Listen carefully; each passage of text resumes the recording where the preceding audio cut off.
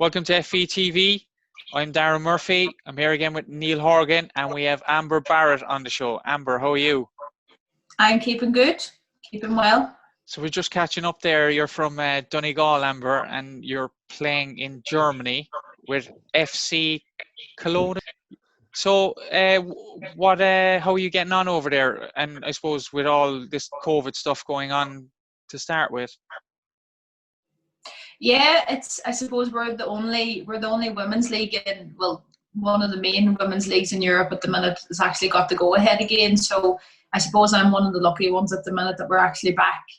I suppose firstly getting back into training over the last couple of weeks, and as of last week our league resumed again. So it's still a bit of a strange experience, but it's nice to be back involved again.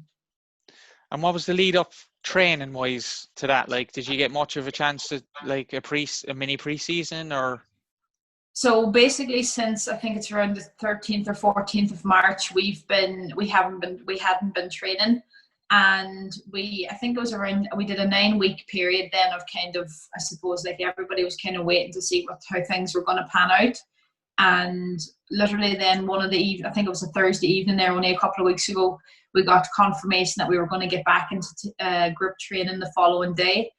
And from there we did, I think, about 10 days of group training, which was 2 groups of 10 players in each. And then we were able to resume then full team training after we had all completed two rounds of corona testing, and that we had all, give back negative results. So honestly, I think we've done maybe 10 days of group training, and then we went into, I think, just over a week, then 8 days, and we started our first game. So it was, I wouldn't say a short or a mini pre-season, because I don't think you'd get 1 week of team training and get straight back into games then. So it's been, honestly, it's been crazy, but as I said, I'm lucky to be back involved.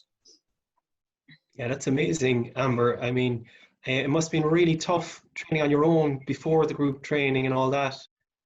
Absolutely. And, I found that, obviously the program was, there was a lot of running involved and things like that. And I suppose with the gyms and everything closing, you didn't really have access to do anything really other, really intense cardio workouts other than that. You have your own little bit of gym equipment, like it's not, you're not working out of world-class facilities. But I suppose what I liked about it, we adapted to what we had, and we were able to use what we had to the best we could. But obviously, I think after the Montenegro camp, when I came and ended up staying here for 9 weeks in lockdown, was extremely, extremely tough. But I think now when I look at it, it's nearly something that was good for me as well, because it was difficult and it was a bit of a test. And I'd like to think that over the next few weeks will show that I came out on the right side of that. Yeah, well done. That's amazing. Yeah, the mentality is huge in it. And I suppose, like, if we kind of take it back a bit, Amber, and kind of find out your kind of story where you started, because obviously, you're an Irish international now playing in Germany. You said you're from Donegal. Did you grow up playing in Donegal, or did you have to travel, or? So I would have spent most of my underage career kind of jumping between soccer and Gaelic. And I suppose coming from a huge GAA family as well, GAA was always going to be one of my, one of the things I was involved in. And I played with Donegal up until I was, I think 20 or 21. And then I just made the decision then to go full time into football. So I suppose I've really only been doing, 100% football, maybe the last 3 or 4 years. So I think, when I look at that and I suppose the progress I've made in which is, reasonably a short space of time, I think I'm very lucky in the position that I am in, and playing Gaelic all the way up. It was obviously, a lot of people would say that you would need to make that decision earlier, and obviously I think sometimes I think that I should have made it earlier, but I thoroughly enjoyed playing and representing Donegal, and it's still something that I would love to do in the future when I suppose the retirement word is flowing out there. But I suppose from there it's just been a mad experience. And I went and did my undergraduate at Maynooth University, and after that I went into DCU to do my Masters of Education. But in my head, I suppose when I went full time with just soccer, I always wanted to go professional, and I didn't want to do any of that or make the big jump until I had completed my college. And thankfully last year I was able to do that. So for me then, when I finished my master's and was, I suppose, had my security net, I decided to make the jump. And again, I'm very, very lucky in the position I'm in. You're a great example, Amber. I mean, in Ireland, I think I've been talking to some colleagues about this recently. We don't really appreciate the dual career. And what I mean by dual career is not the dual football and soccer, but dual sport and a career outside of it. And I think you really embraced that, as well as playing Gaelic and soccer. I mean, you had a lot on. I know you suffered from, was it at one stage, you felt you had too much? Yeah, I had a very bad touch of glandular fever, and that kind of that was maybe in, I think, 2017. I think early 2017, but or maybe even a wee bit before that. I'm actually not too sure now. But it was very, very difficult. But you know, I think there's a part of me knows now that it was the load between the two was huge. Yes. And I was training with Maynooth on a Monday night, training with Peamount on a Tuesday night. Training with Maynooth on a Wednesday night, training with Peamount on a Thursday night, going up then on a Friday night up to train with Donegal at 9 o'clock after sitting on a bus for 3 or 4 hours, and then going that weekend and playing either at home or away depending on where it was. Some weekends I didn't go home at the weekend because I was playing with Peamount at the weekend. So like, I think physically and emotionally that eventually does take a toll on you. Yeah. And I think when you see the level, and I suppose it's obviously still an amateur sport, but the professionalism in GAA and women's GAA, I think over the last couple of years especially, has really, really grown. And it's nearly disrespectful to the sport to think that you can play something else outside it and give it the same type of energy. It's not possible now. And you know, I think now they're trying to bridge the gap between women's and men's football, I suppose. And I think the training regime and, you know, the strength and conditioning programs that go into that is a testament to it. And I just wasn't able to keep up with the both. And I even found when I went, you know, full time with Peamount, that I still was like, you know, how the hell did I manage to do another sport on top of this? Because even then the demand was high. Yeah.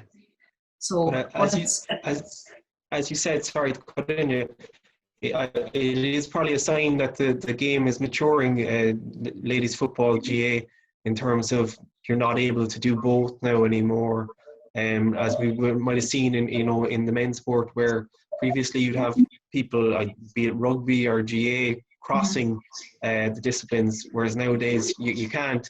The more mature a game becomes, I think you're right. It's probably reaching a stage. It's professional and all, but the payment, I suppose, really. Absolutely. But I think that's, you know, you're bang on there, that it's, you know, the level of training and, you know, what's expected from you now, and not even just in county football. And I know from talking to different girls that are involved with GAA clubs, whether they're senior, intermediate, that, you know, their training regime is as what you would have seen out of a county team a few years ago. So I think when you have that level, and it's just, they just want to improve, and I think that's the best thing with it, because obviously the last few years you've seen the development of the men's game. You know, it's obviously I suppose the cry out for it to be professional has been louder the last few years, because I suppose they see how much time and effort is put into it. And I can say that, you know, from experience, that I know the women's game is obviously heading in the same direction, and, you know, it's only going to better the game as well. So I suppose in one way it's a huge thing and it's really important, but I suppose for someone like me, you know, if you're going to do it, you have to put 100% into it. Yeah, like teams are improving every year. Like you've got sports scientists now, you've got like nutrition, you've got like, I suppose if you look at the athleticism of footballers 10 years ago to what they are now, even at an amateur level, it's just going up and up all the time. And I suppose just going back to your underage then, and there's a tough decision to be made there, because I suppose, Hoggy, you would have been the same as me as well. You know, there was a bit of GA as well, and there was a bit of football, but I kind of always wanted to go the football route. and ended up doing it. Your decision, like, was it always football was your love, or obviously you loved the both of them, but is it just when you had to make that decision, was it clear for you? Or so basically what happened with me is Colin Bell had been only, I think, recently appointed the new senior women's manager, and I think he came to watch a game that we played in Peamount versus Kilkenny, and we ended up winning the game comfortably, and I had scored a few goals. But later that week he had got in contact with our manager James O'Callaghan and passed on my number, and we arranged a meet up and a chat and all that. So I suppose for his thing, the first thing he did, he wanted to go up and see what the standard of the league was and see what the players were like.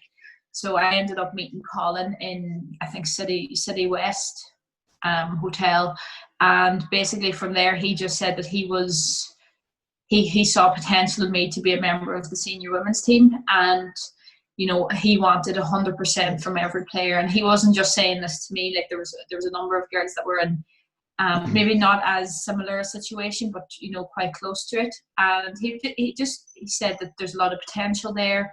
He said, obviously you still have a lot of things to work on and all this, but he said, I feel that you'd be a great addition to be involved with the seniors. And so basically then the choice was just up to me. He was like, if you want to do this, I will help you and I'll get you there. And I suppose for me, you're sitting down with someone who's one of the most well-respected coaches in the women's game to tell you that he sees something in you and there's potential there. And like, it was never going to be an easy decision. And I still remember the conversation I had with Micheál Naughton at the time, who was the Donegal women's manager. And it's still, he was extremely, complimentary and everything, but it's still very hard because that has been something I was doing since I think I've been playing with Donegal since I was about 16. So it wasn't an easy decision, but it is certainly one that I fully stand behind. And even the position I'm in now, I look back and I think that every player and every good player has a moment where they have to make a really big decision. And, the thing about it is it could work out for you or it can't. And I knew that was going to be a risk. And I knew it wasn't going to be, right, you're going to be starting straight away. You're going to be scoring goals left, right, centre. Like, that's just not how it was going to work. So I knew it was going to be a test, and I knew it was going to be difficult at the start. And, it's still, I think, only the last, maybe I would say 18 months, I've started to find my feet with the senior team. So that's obviously something that I'm continuing to work on. But that's really how it started, and it just somebody showing a little bit of confidence in you, and it just kind of kick-started from there. And how long had you been playing with Peamount at that stage, Amber? I had been playing with Peamount since about 2014, so I think at the time it was about 3 years. So I was jumping between Donegal and Peamount for that length of time. And had you played soccer in Donegal before that? Just out of interest, before you went to Dublin? Yeah, so before I went to Peamount, I played with Lagan Harps in Donegal, in the Donegal Women's Super League. So it wasn't, there was a huge gulf in the standard, but that was nothing to do with the team I played with. It was just the standard just wasn't there and the teams weren't there. So I was always going to change when I went up to college. Okay. How did you find that growing up, Amber? Because that's the biggest thing I would say is that, like, men's football, schoolboys is probably so well run, or there's loads of teams, there's loads of options. We probably get a better chance, but it's obviously improving now in the women's game, and there's more teams. But even Barbara O'Connell was on a live show the other night. She was saying they're competing for pitches with men's football and stuff, and it must be tough. Absolutely, yeah. And I suppose there was, when you think of as you said, the schoolboys, there's so many teams, there's so many coaches and everything. And I played with Lagan, and I had the same coach for Lagan as I did for the emerging talent, as I did for the Gainer Cup team. So like Breed McGinty did so much, and she's still the one that looks after the under 17 and under 19 Donegal women's team there. So I suppose, and it's nothing to say that there isn't coaches in Donegal, but she just was one of the most, prominent at the time. And Trevor Scanlon also looked after me when I played with the Gainer Cup. But to be honest with you, Darren, things like competing for pitches and competing for areas on the AstroTurf were just to be honest, they were just a given really with us growing up, and that was just something that we were just so used to. And what I liked about it is we just adapted to the situation, because I found, you had different managers and different people who would, this and it's shout and this and we don't do this and this. But then I just find nothing will change regardless. So I think it's important that we just make use of what we got. And I think we did that very well. We were very lucky that we had access to Ballymena, which was one of the kind of the Donegal League main venues. And we had a lot of access to that and a lot of good access to it as well. So I think we were lucky in ways as well. I think if you compare to other teams and other girls' teams, we were, I suppose, one of the luckier ones. But of course, there's going to be challenges with that as well. Yeah, no, brilliant. Yeah, like I suppose, coming through that, and even when you're speaking there and you're saying getting a 3-hour bus to play a game, like it's huge commitment. And you even look at the League of Ireland here. I mean, it is a commitment. The lads are training off their own back for like especially if you compare it to the pro side of the game. It's hard. And then obviously you went to the FA the senior team, the Ireland senior team with the women's, and like how did you get your move to Germany then, or how did that come about? Were you somewhere before that, or? So basically what happened again, Colin played a very, very big role in that for me as well. So he was very much, when he was here as our coach, was very much, he wanted to get as many of us playing at a top level as possible. And he always said, if you can't go away to play, that you need to be, when you're in Ireland, you need to be getting your 6-7 sessions a week.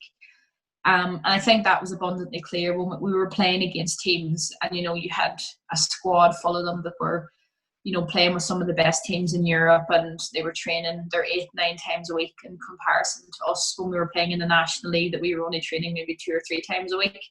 And I think he just wanted to close that gap. So obviously I had shown a lot of interest about going away, but I made it very clear that I wouldn't be going anywhere until I finished my college degree, because I'm just very realistic that I know things, might not work out. And I know financially in the women's game, it's not like we get these lucrative contracts that they talk about in the men's game. And for me, it wasn't about any of that. It was about going and doing something I've always wanted to do. And he spoke to, I think, a couple of coaches. And I think Willie Brower, who was our coach at the time, had said he was looking for a striker. And Colin just started to send him clips on of me from different games with Peamount, and it really just kick-started from there. And I came over to Cologne and met everybody, and things went really, really well. And lucky for me, I was able to sign on my first professional deal. And I suppose it just was not something you always want to do it, but I suppose you never actually envisage it's going to happen. And I suppose I'm very grateful to Colin for, he was, very helpful to me for getting me involved with the seniors and also get me to where I am today.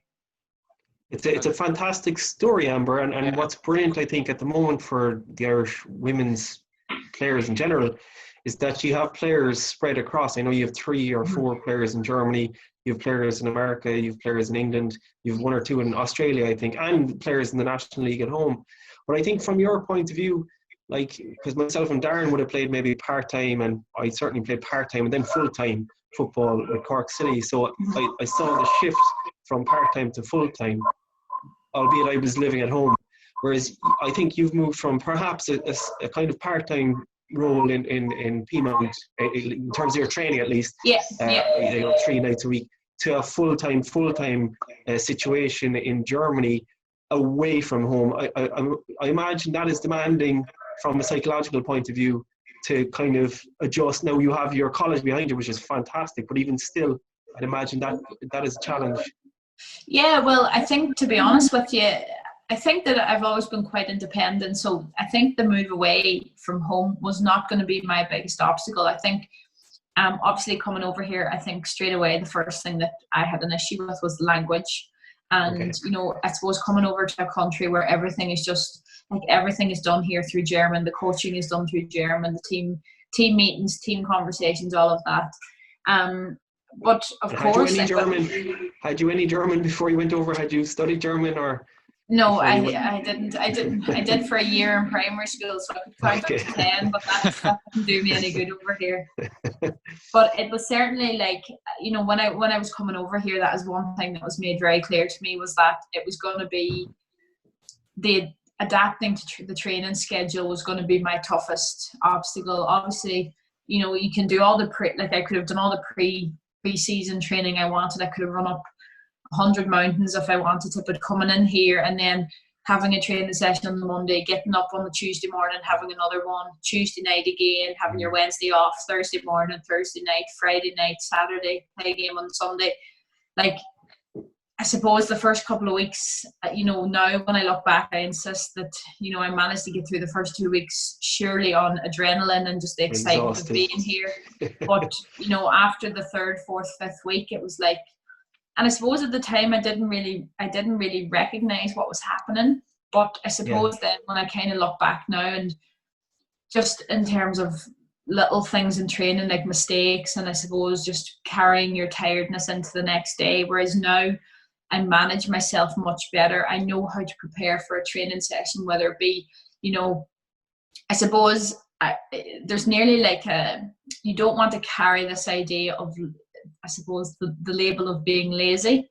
And, you know, people ask you, what do you do during the day? And sometimes I was like, well, oh God, well, today I actually didn't do anything because, you know, I was tired. But you don't want to say that, because you don't want, oh Jesus, you know, she's sitting on her arse again. But I've realised now, you know, I'm here to play football. I'm here to get myself into the best, you know, the best shape as possible, and to play as well as I physically can, and improve and learn every day and practice on my weaknesses, and obviously practice my strengths as well.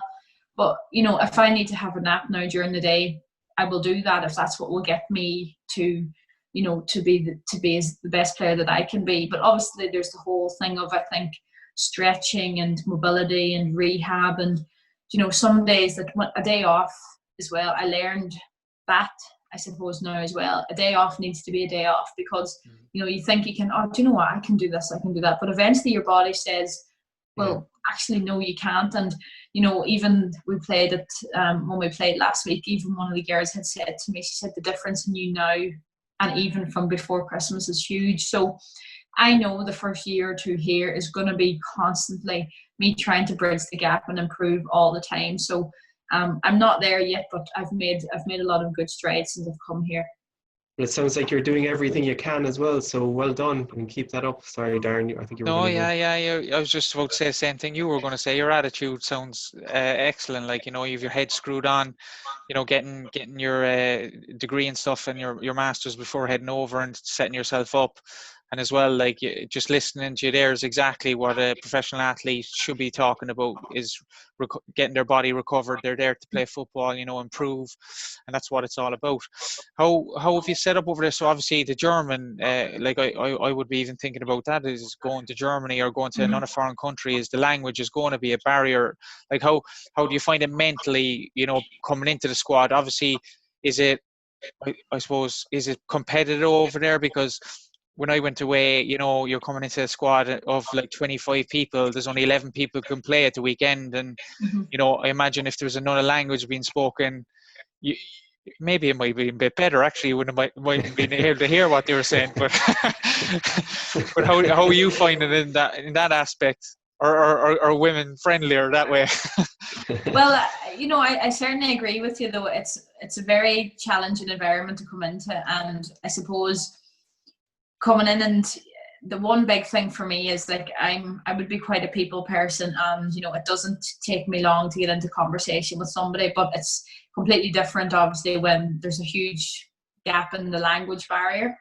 And I think for me the first few weeks here was very, I think, you know, physically obviously very difficult, but I think mentally now when I look at it, I'm like, going in from, I suppose, you know, talking as much shite as you'd get in P-Mount all the time in the dressing room, and coming here and literally not having a clue what was being said, you know, and I suppose the thing is, you know, when you come into a team, you're trying to, I suppose, read people. You're trying to read out who's the ones to, suppose, keep close to, who's the ones, you know, keep away from, and all of that. And like, that's just a normal thing. the competitive nature is, it's very high here, and I think I learned that from training, but I suppose that's something that I expected straight away. I think, since after Christmas I've been taking lessons. It's made it much, much more easier for me. Up to around Christmas time, I had started to kind of really adapt to what they were saying in training. I picked up little words and phrases and things like that. And eventually football is just, football's a universal language. So, when you're doing a passing exercise, as soon as they show me, regardless if they have to talk about it, I know what they're asking me to do. But it certainly does help when you know in a game what they're saying, when they're telling you to go left and right, when they're telling you to drop, when they're telling you to put a little bit of pressure on. And we had a new coach over Christmas came in, and that's one of the things he had said to me was that, it wasn't about me and him having a long conversation in German off the field, but it was important that when he shouted instructions on, that I was able to react straight away. And thankfully now, since I've had the lessons, I think there's been a big improvement in that. And I'm also extremely lucky that there's players here who their English is absolutely immaculate. So for me, it's great, because they always will be like, tell us if you don't understand. And even if I have to go over to one of them or two of them 5 or 6 times in a training session, every single time they're more than willing then to help me. And that's great. It's fantastic. And I suppose for them as well, when they're putting up their Instagrams, they want to have their English right. They know where to come from as well. And is there other international players in the squad, or from outside Germany at least? There is currently three players involved with Switzerland. There's one involved with Slovakia, one involved with Austria.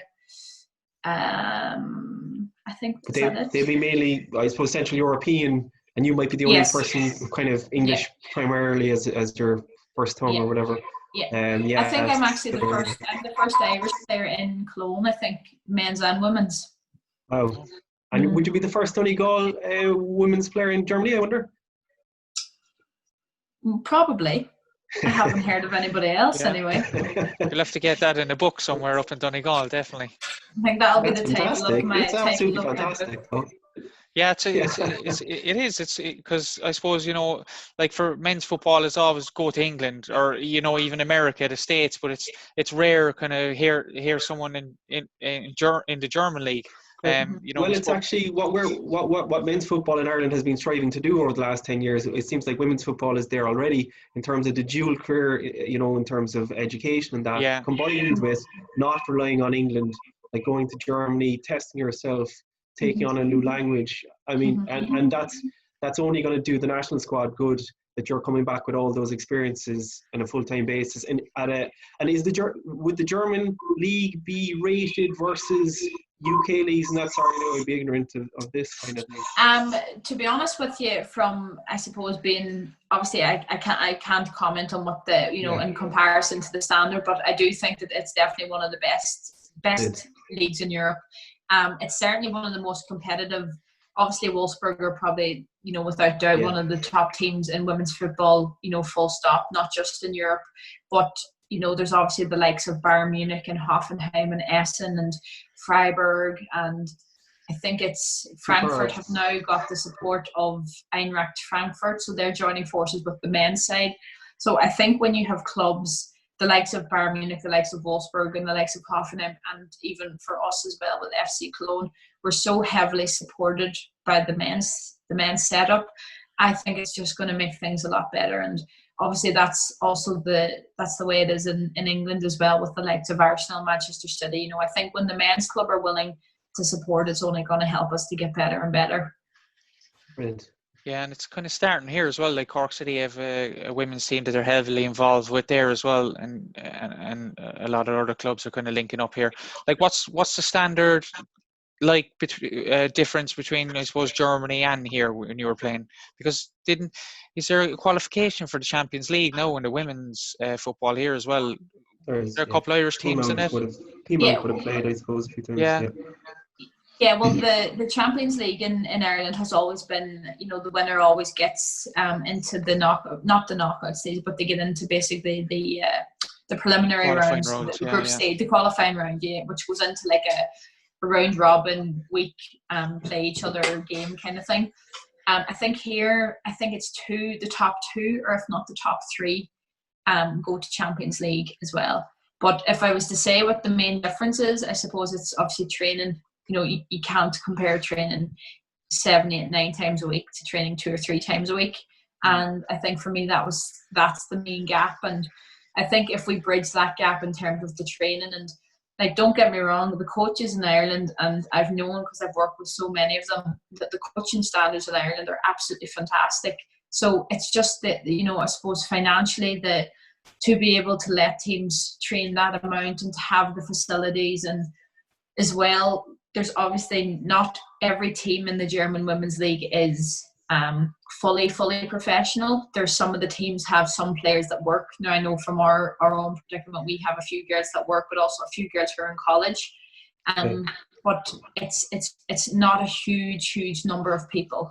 And again, you compare that to Ireland, you have everybody is either in school, college, or working. And I think, there's even one of the girls we have here, and she's working from, I think she worked today from 6 to 2, came then, had a corona test, and then, played and trained and goes home.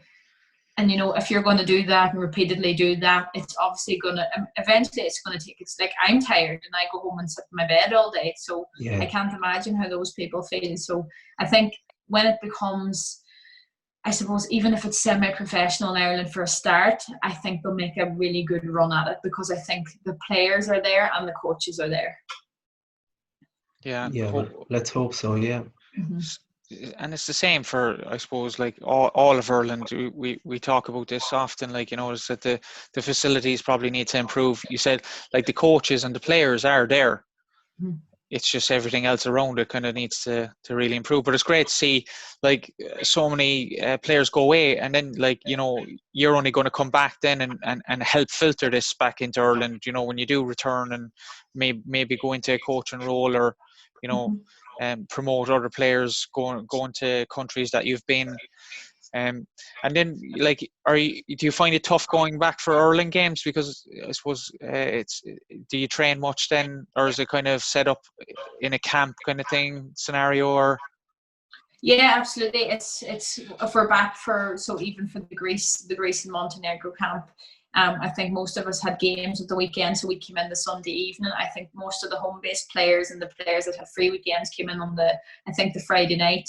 But basically, it's just like a typical training week. We wouldn't do as much, I suppose, gym work during a camp week, because I suppose the window is so small, and I suppose they're just monitoring everybody as best they can. And I suppose you'd spend more time doing a lot of analysis and looking at games, because obviously, you don't get that much time together. It's such a short space of time. But I think even since I've went to Germany, coming into camp again, I find my body has adapted a lot better to camp. So even if you have a couple of really intense days in camp, but the next day then, and especially with Vera's very much, she knows how to taper loads. She knows how to look after players. So if some player has played a game on the Sunday, she knows that they're not going to be stuck into 100% training on the Monday, and she's very careful like that. And, I suppose in the women's game, for a long time, we didn't have that, somebody who would look at things, I suppose, outside factors of things as well. And to be honest, I think everybody loves coming into camp, and the way the camp has been structured over the last few years is, it suits everybody, and everybody's always coming in raring to go. And I think that's the most important thing. It must be lovely to share the experiences from what is around the globe, really, with players in the same, not predicament, the same opportunities, I suppose, the same lucky situation that you've worked towards, and that they're full-time, be it in America or Germany or Australia, that you all come back to camp then.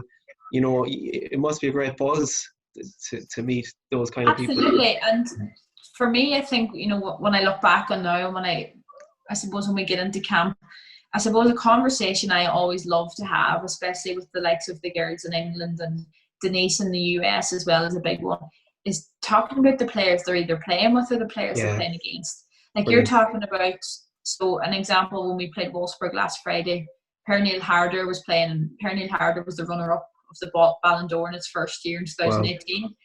And like, you know, you're standing looking at her and you're like, That's great. like just completely nearly just disbelief that, you know, you're playing in the same pitches as these people. Of course, you never like when they're putting one in the top corner, but it's, you know, just like you're talking about all these girls, and they have played against absolute world class players. And I think there was a list of 100 of the top women's players in the game was released a few months ago, and now Denise O'Sullivan was actually on it.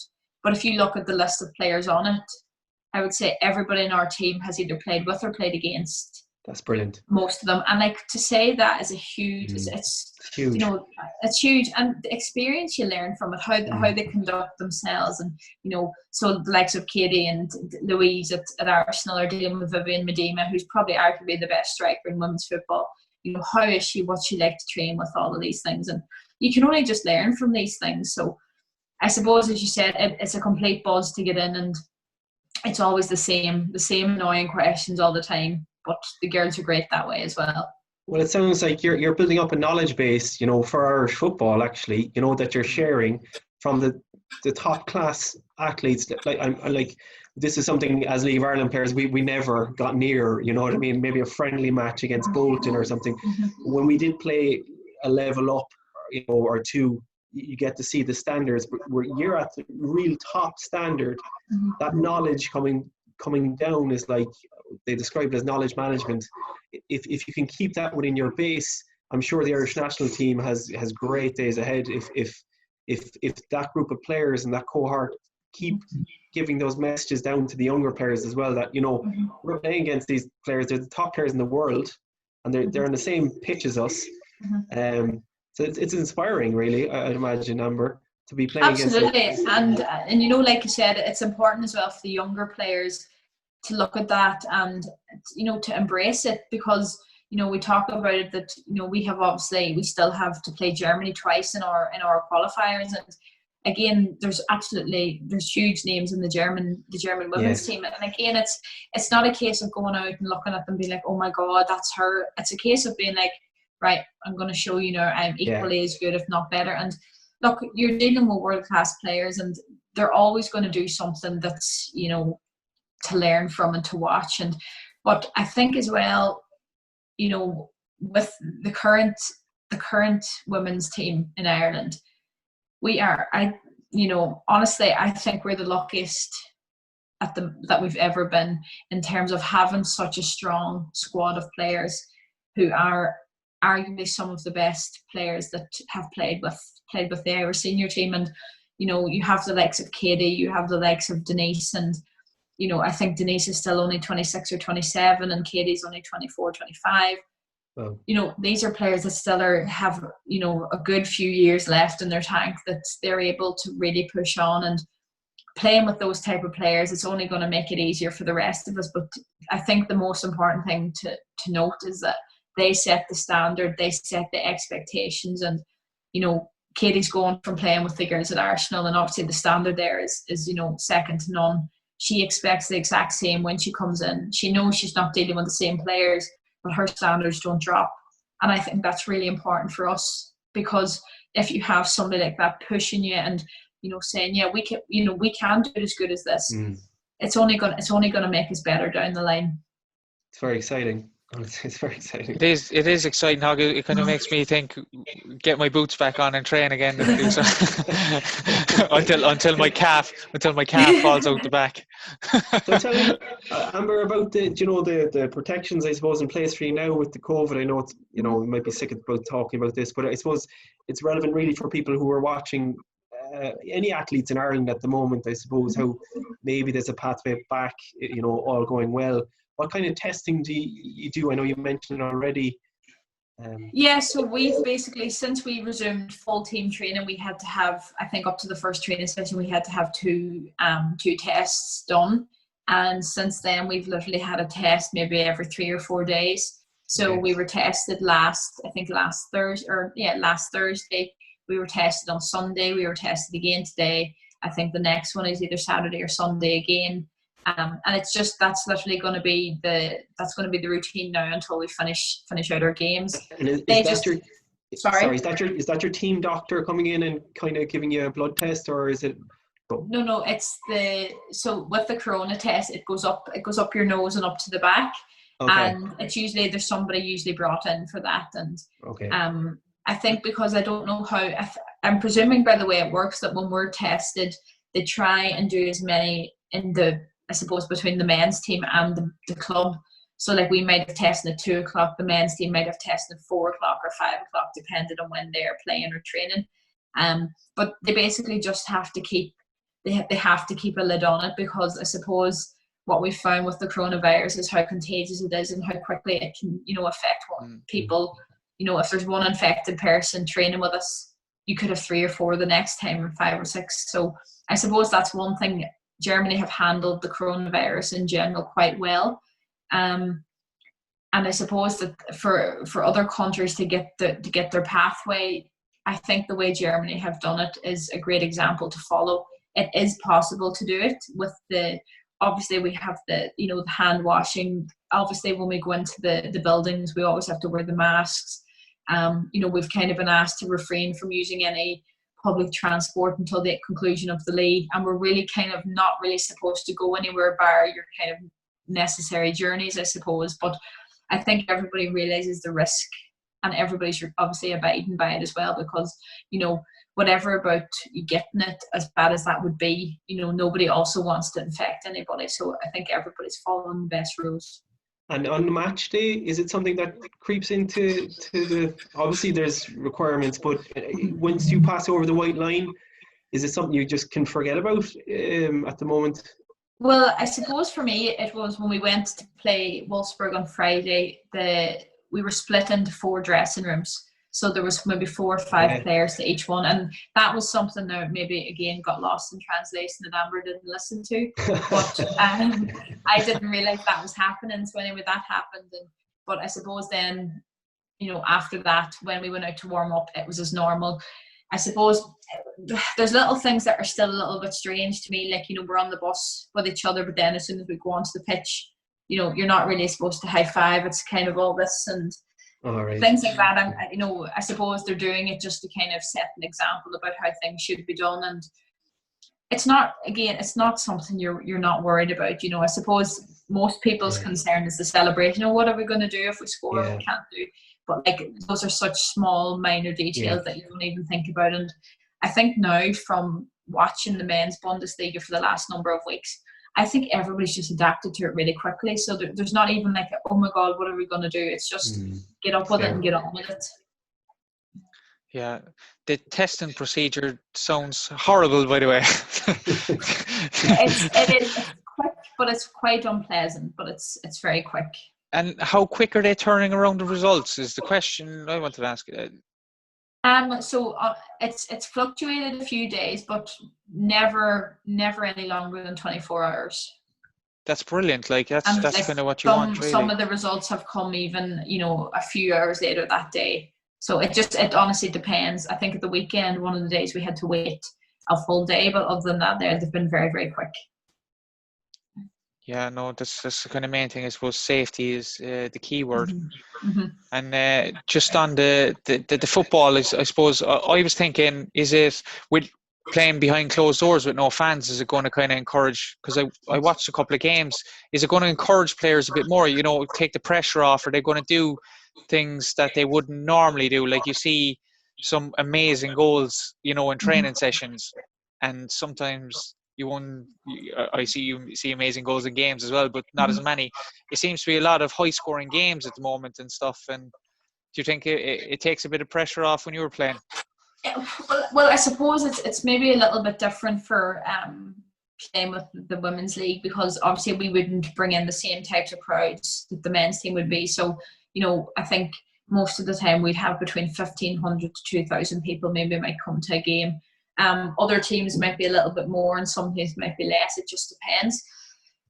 So, to be honest with you, I don't think that's a side that the women's side had to really adapt to. I think definitely with the men's you would definitely feel it big. And I think an example would be Borussia Dortmund. You have the famous yellow wall at the back of the goal where you have 15,000, and that's just something they would just have to adapt to. But in a way, I do think that there is a little bit of pressure off. You know, I suppose again for the men's side, you don't have anybody shouting abuse at you when you're going down to take the corner or things like that there. So for our game, there was still nerves. You know, you're still going in as if it's a big game and it's an important game. You can hear everything. You know, so if your manager's having a go at you, you can hear it very, very clearly. That's the only downside to it. But again, it's just something everybody's got used to, and it's not a problem after all. Yeah, well, you still have the language excuse anyway. You can say didn't hear you, so you're grand. Didn't understand. No idea. Is there anything, Amber, like that jumps out with you from Germany that you might think is relevant to the game in Ireland? You know, I don't know if is it technical skills, not necessarily. I mean, kind of structurally, or I know you're focused on your own career now, but if there's anything even for the women's game in Ireland that you think, yeah, you know, this is what they have in Germany, this could easily be replicated in Ireland, or... Well, if I was going to say one thing that I've found that is common to Ireland, I would have to say that the tenacity and the willingness to run and work is very clearly there. I think technically the players are better, but that's only due to the exposure of more training sessions, and that's coming up from under 8. That's not just at senior level, that's obviously from their under 16s up. And to be honest though, everything else I think is quite similar. Now, the Germans are a lot more punctual than Irish people will be, and which for me suited me down to the ground, but for them 10 o'clock means 9:59, where I'm still landing bang on 10 o'clock. So I suppose little things like that you still have to get used to. But honestly, the gap is not huge. It's just, I suppose it's just repetition of practice and training, and you know, Ireland is not far away. And do you feel that the German FA are going to push the German league on? I know you obviously don't have the language, but is there that feeling of support for the women's football? I know their national team is quite good traditionally, but the league itself, does it feel like it's I suppose that they're really going to push it to go higher and higher?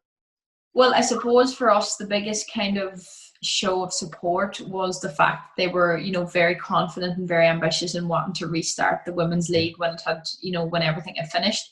I think you found, and like it's happened in England over the weekend, that the men's league has got to go ahead, whereas the women's league had been cancelled.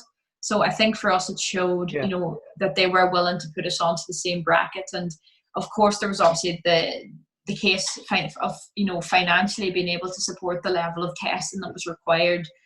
Because obviously, you know, there's so many tests to be done, and you know, it is quite an expensive thing to do.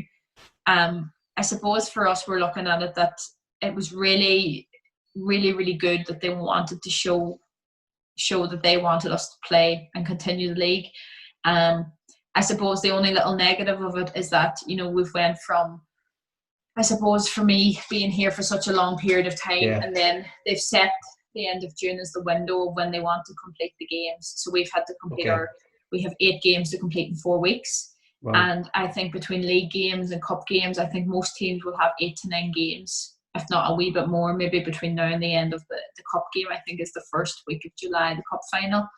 So, which is, you know, it's heavy going, and it's just, you know, the first week was okay. The first game, everything went, you know, body wise, everybody was feeling good, but you know, we play tomorrow and we will do recovery on the Friday, and then we play again on Sunday. So it's going to be a very quick turnaround, and then we're back to playing next Wednesday again. And I think that's the only little thing, I suppose, with the DFB obviously wanted to play the league, but obviously the window was quite small to do it. But, you know, hopefully everything goes well, we keep injuries away and do as best we can.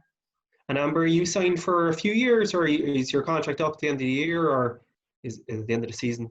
When I signed here, I signed for 2 years. Now I know that's predominantly associated with the first league, but I think I'll be able to stay on another year regardless, because we're currently in a relegation battle. But hopefully I'll not have to worry about going down. Yeah, perfect. It sounds like you won't. Just last little bit, Amber. Advice, I suppose, to younger players who will be listening in. Advice to younger players would be listen, practice, and take responsibility, because I find being here and playing with footballers for a good while, and playing with really good footballers, but the amount of people that are unwilling to take fault or responsibility for something that has happened is something for me that I think is such a crucial thing to do. And you have to be able to put your hand up and say, today I just wasn't good enough, or that wasn't, instead of, pointing the blame. Obviously, I worked very hard, practiced both feet.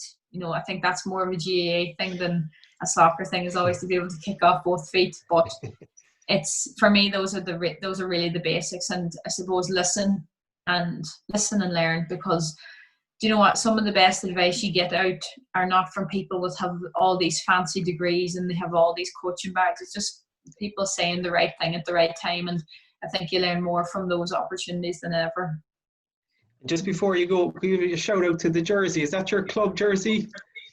It is my club jersey. It's Milford GA Club in Milford and County Donegal. So I'm sure they're all very proud of you, in fairness now. Well, they better be. Hoggy loves the GA, don't you, Hog? You just can't let it go. I can't let it go.